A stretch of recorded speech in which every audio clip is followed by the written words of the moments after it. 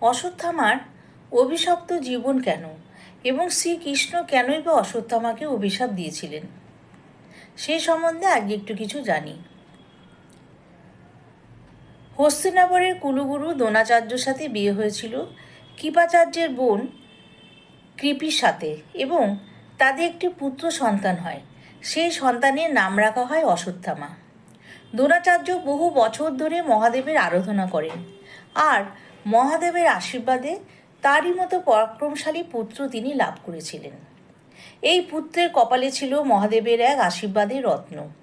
এই রত্ন তাকে ক্ষুধা, তৃষ্ণা, ক্লান্তি, মানব, দানব ও দেবতাদের আক্রোশ থেকে সব সময় রক্ষা করত। বলা হয় এটা ছিল মহাদেবের তৃতীয় নয়নের প্রতীক। তার জন্য তিনি হয়ে উঠেছিলেন অজেয় ও অমর।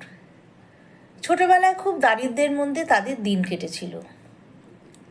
ছেলেবেলা থেকেই তিনি খাওয়া দাওয়ার খুব কষ্টের মধ্যে থাকতেন।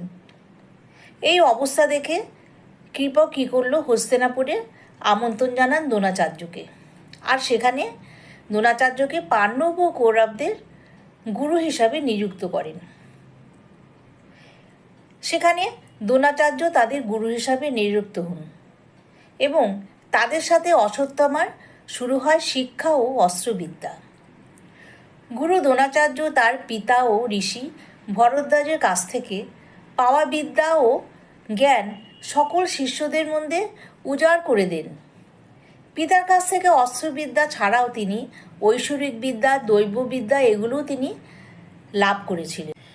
দ্রোণাচার্য শুধু অর্জুনকে ব্রহ্মাস্ত্রের জ্ঞান দেননি, তিনি অশ্বত্থামাকেও ব্রহ্মাস্ত্রের জ্ঞান দিয়েছিলেন। তাদের শিক্ষা চলাকালীন দুর্যোধনের সাথে অশ্বত্থামার ভালো বন্ধুত্ব হয়ে ওঠে এবং অশ্বত্থামা আবদার হিসাবে দুর্যোধনের কাছে একটি ঘোড়া চান এবং দুর্যোধন তাকে সেটা উপহার হিসাবে দেন। এদিকে অস্ত্রবিদ্যা শেষ হলে গুরু দ্রোণাচার্য শিষ্যদের কাছ থেকে গুরুদক্ষিণা না চেয়ে নিজের এক অপমানের প্রতিশোধ চান। আসলে গুরু দ্রোণাচার্যের খারাপ যখন সময় ছিল তখন তার সহপাঠী ছিলেন ধ্রুপদ।